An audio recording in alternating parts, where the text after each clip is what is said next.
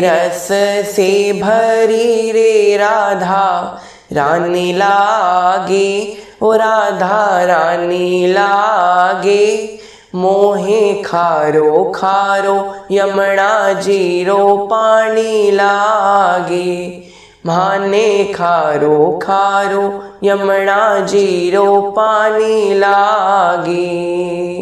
ना भावे मन माखन मिश्री ना कोई और मिठाई, मारी जीवरिया ने भावे राधा नाम मलाई। ब्रिज भानु की ललितो गुण थानी लागे, महारानी लागे।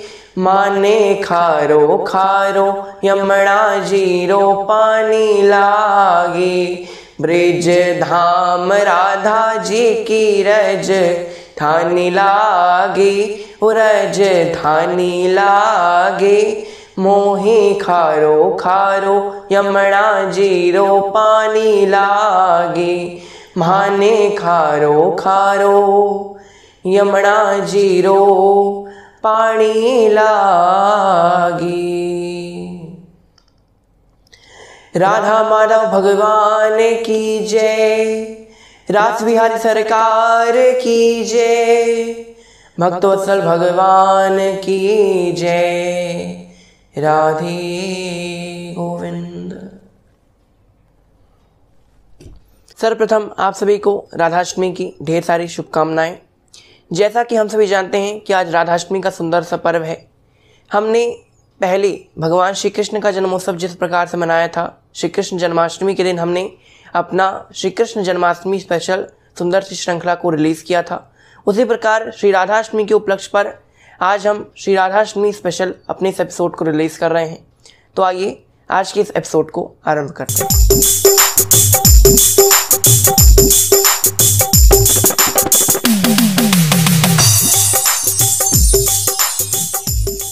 श्याम चंदा है श्यामा चकोरी, बड़ी सुंदर है दोनों की जोड़ी।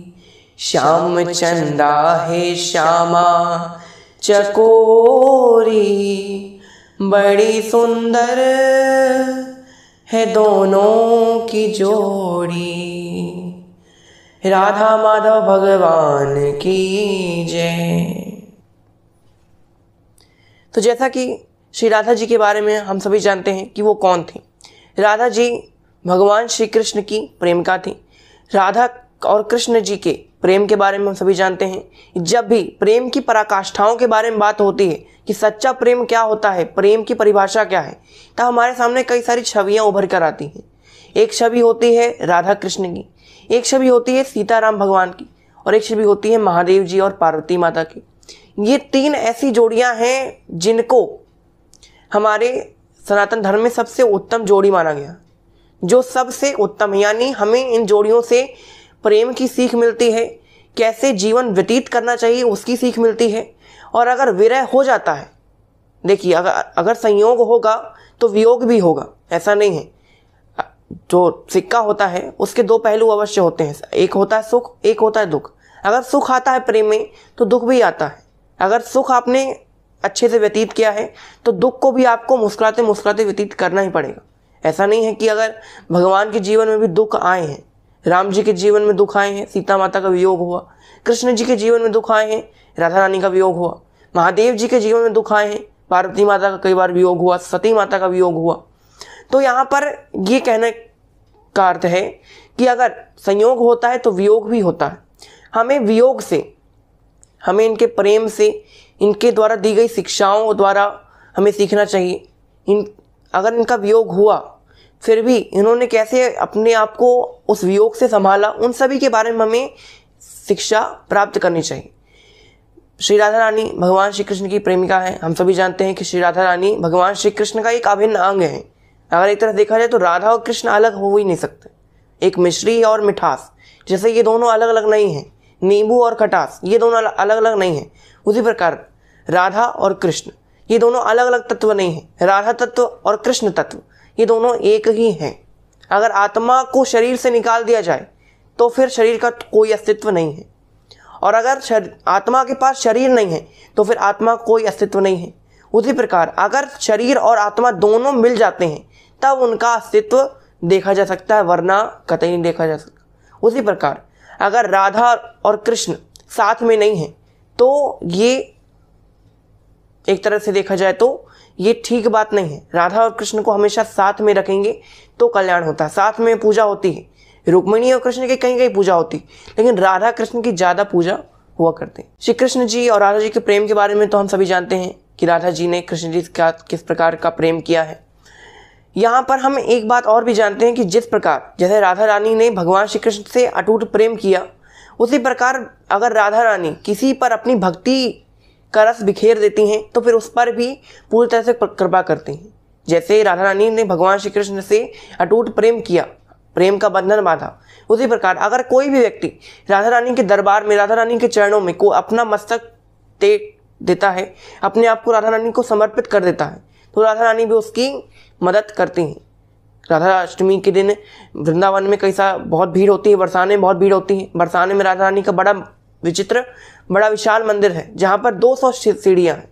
उसका निर्माण कई वर्ष पूर्व हो चुका था। यहाँ पर जो मंदिर है बड़ा ही विशाल है, वहाँ पर 200 सीढ़ियाँ चढ़ के जाना पड़ता है। वहाँ पर राधा जी का नाम किशोरी जी, लाडली जी लोग कहते हैं। तो आइए अब हम राधा रानी की स्तुति करते हैं। पीयूं धो धो चरण पखार सरकार, बरसाने वाली श्री राधे। पीयूं धो धो चरण पखार सरकार, बरसाने वाली श्री राधे। बरसाने वाली श्री राधे, मैं शरण तिहारी श्री राधे। बरसाने वाली श्री राधे, मैं शरण तिहारी श्री राधे। पीयूं धो धो चरण पखार सरकार, बरसाने वाली श्री राधे। मुझे मधुसूदन से मिलवा दो, मुझे मधुसूदन से मिलवा दो। छवि बाकी के दर्शन करवा दो, छवि बाकी के दर्शन करवा दो। मुझे मत रखियो मझधार सरकार, बरसाने वाली श्री राधे। पीयूं धो धो चरण पखार सरकार, बरसाने वाली श्री राधे।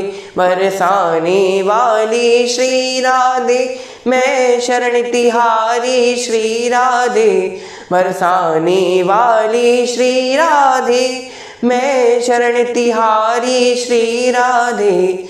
पीयूं धो धो चरण पखार सरकार, बरसाने वाली श्री राधे। पीयूं धो धो चरण पखार सरकार, बरसाने वाली श्री राधे। राधा माधव भगवान की जय। तो ये था हमारा राधा अष्टमी स्पेशल सुंदर सा एपिसोड। आशा करता हूँ आपको आज का एपिसोड अच्छा लगा होगा। तो आज की कथा को हम यहीं विराम देते हैं। आज के लिए इतना ही। आपका बहुत बहुत धन्यवाद। घर पर रहिए, सेफ रहिए, मुस्कुराते रहिए। जय श्री राधे।